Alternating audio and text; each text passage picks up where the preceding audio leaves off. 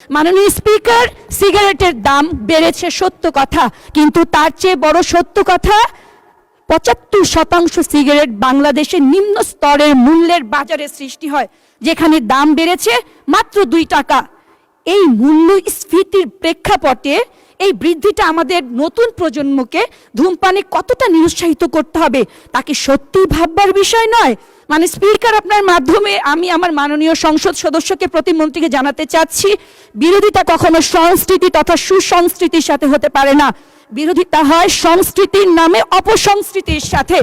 মাননীয় স্পিকার, আপনার মাধ্যমে মাননীয় অর্থমন্ত্রীকে সত্যিকার অর্থে বিনীত অনুরোধ জানাচ্ছি, এই যে শিক্ষা বান্ধব বাজেটটি সত্যিকার অর্থে যেন সুশিক্ষার জন্য কার্যকর হয়, যেখানে একাডেমিক শিক্ষার পাশে থাকবে নৈতিক শিক্ষা, মানবিক মূল্যবোধ এবং ধর্মীয় চেতনা, এবং বরাদ্দ থাকবে শিক্ষকদের মান উন্নয়নের জন্য পর্যাপ্ত দিক নির্দেশনা।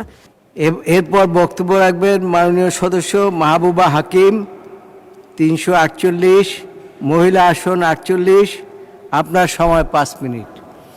সালামু আলাইকুম, বিসমিল্লাহির রহমানির রহিম। ধন্যবাদ মাননীয় স্পিকার আমাকে কিছু বলার সুযোগ দেওয়ার জন্য।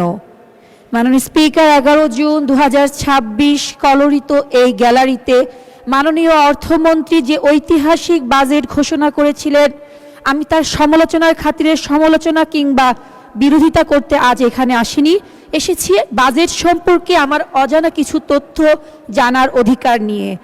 মাননীয় স্পিকার, ২০২৬-২৭ অর্থ বছরের বাজেট বক্তৃতা এই বইটিতে 65 নম্বর পৃষ্ঠায় বাংলাদেশের বীর মুক্তিযোদ্ধা, জুলাই যোদ্ধাদের জন্য কল্যাণে বাজেট উল্লেখ আছে, কিন্তু কোথাও নেই ৫ মে ২০১৩ শাপলার গণহত্যার শহীদদের স্বীকৃতি। মাননীয় স্পিকার, আমরাই বলি যে এই বাজেট বৈষম্যহীন, এই বাজেট জনবান্ধব, গণবান্ধব। তাহলে আমার প্রশ্ন, এ কেমন বৈষম্য শাপলার শহীদদের সাথে? মাননীয় স্পিকার, উল্লেখ্য যে তৎকালীন যে ৩টি রাজনৈতিক দল শাপলার শহীদদের স্বীকৃতি দিয়েছিলেন, তার মধ্যে আমাদের আজকের সরকারি দল বাংলাদেশ জাতীয়তাবাদী দল।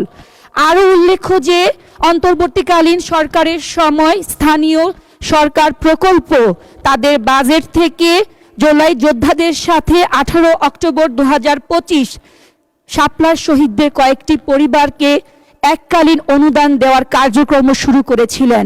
তাই মাননীয় স্পিকার, আপনার মাধ্যমে মাননীয় অর্থমন্ত্রীর কাছে আমার বিনীত অনুরোধ, বৈষম্যহীন এই বাংলাদেশে বৈষম্যহীন বাজেটে সব শহীদ সমান মর্যাদা পাক।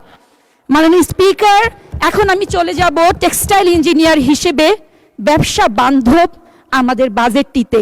আমার অনেক মাননীয় বিরোধী দলের সংসদ সদস্য বলেছেন আমরা কেউ নাকি টেকনিক্যাল কোনো পয়েন্ট বলিনি, তাই আমি টেকনিক্যাল একটি পয়েন্টই বলছি।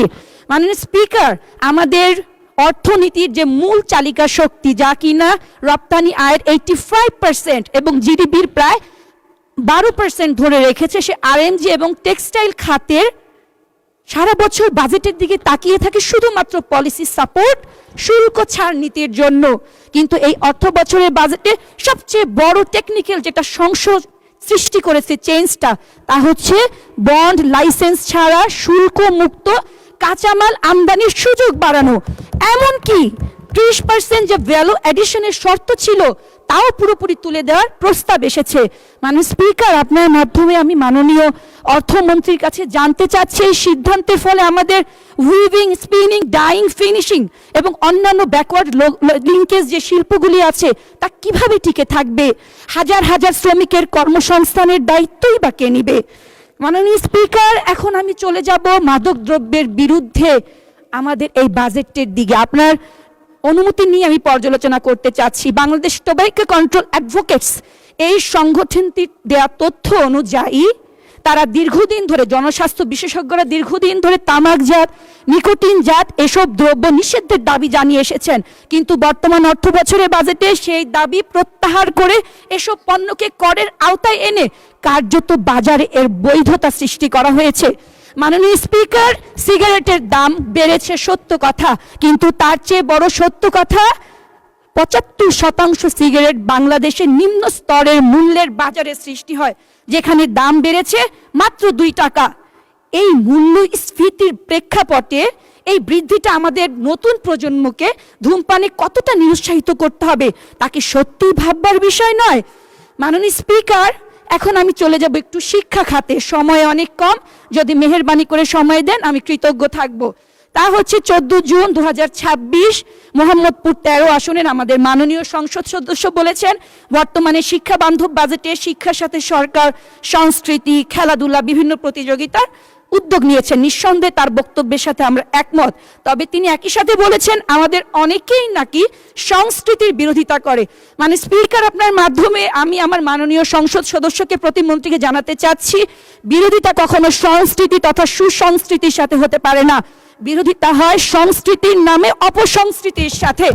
মাননীয় স্পিকার, আপনার মাধ্যমে মাননীয় অর্থমন্ত্রীকে সত্যিকার অর্থে বিনীত অনুরোধ জানাচ্ছি, এই যে শিক্ষা বান্ধব বাজেটটি সত্যিকার অর্থে যেন সুশিক্ষার জন্য কার্যকর হয়, যেখানে একাডেমিক শিক্ষার পাশে থাকবে নৈতিক শিক্ষা, মানবিক মূল্যবোধ এবং ধর্মীয় চেতনা, এবং বরাদ্দ থাকবে শিক্ষকদের মান উন্নয়নের জন্য পর্যাপ্ত দিক নির্দেশনা। কারণ মাননীয় স্পিকার, এডুকেশন উইথ হ্যাপিনেস। আপনার বক্তব্য খুব ভালো হয়েছে, আপনাকে ধন্যবাদ। রাখতে পারবেন।